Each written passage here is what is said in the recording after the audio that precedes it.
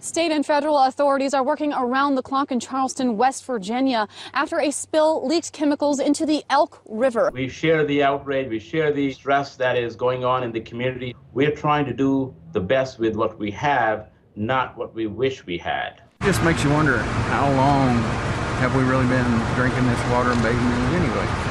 Authorities say 7,500 gallons of a toxic chemical used to process coal leaked into the Elk River on Thursday from Freedom Industries, a company just upstream from a water treatment plant. The toxic spill poisoning the water that serves 300,000 people.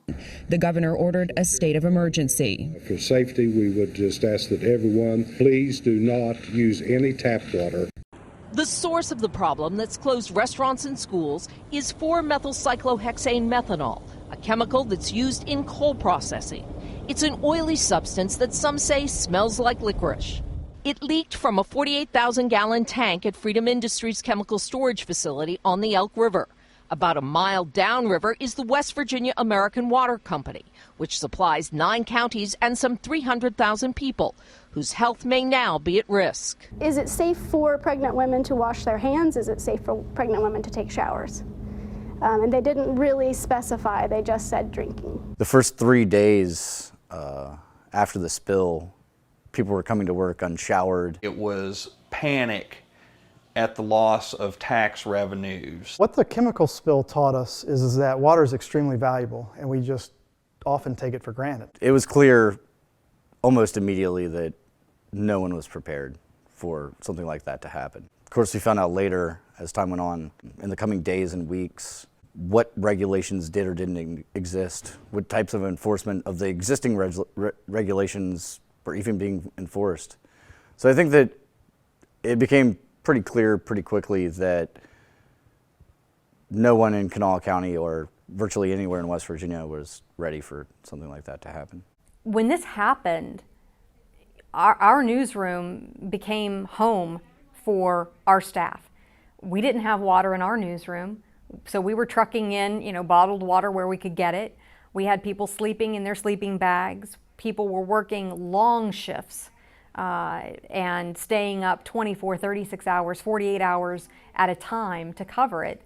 And we did that for a long time because this was really important, and we understood that this was important not just to us, but more importantly to the community as well.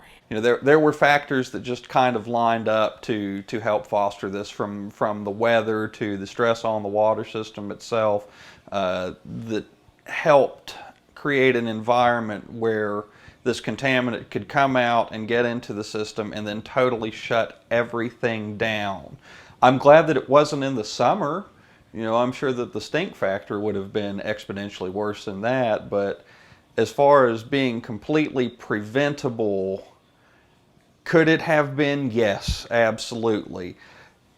Did the people across the board who had access to the tools and the systems designed to prevent it act? No, I don't think they did.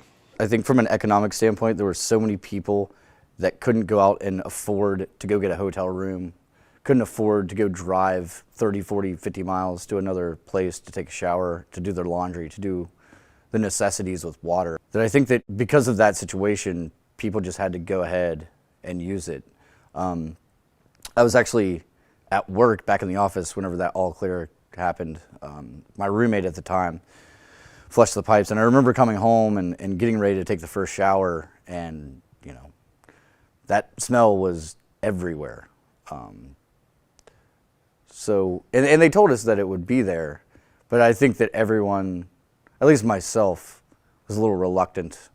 It was a matter of necessity, though. It had been days, and it's not like I could jump in the car and just drive away out of town to go find some water to use. I distinctly remember when the do not use bans were lifted, people were able to flush their pipes, and we were explaining to people, this is the process that we've been told, this is the multi-step process you go through to flush out your pipes. But there were all these residual questions. Will any of the MCHM stay in my pipes? Will it cling to the metal? And what about my hot water heater? And no matter how many times we would explain the process as it had been explained to us, viewers weren't believing what they were hearing and what they were seeing, because there had been that confusion in the beginning, and because there had been some mixed messaging early on and then throughout the rest of the process. And when that trust is broken, it's very difficult to regain that. And that was the biggest problem I think we faced, not only during the crisis, but months and months and months after. It's Charleston, West Virginia, right? What does someone in New York City care about what happens in Charleston? Maybe not much. But if something like this would have happened in New York City, the entire world would have been paying attention to it. And they would have been hungry for every detail. We don't know as much about our waterways as we probably should.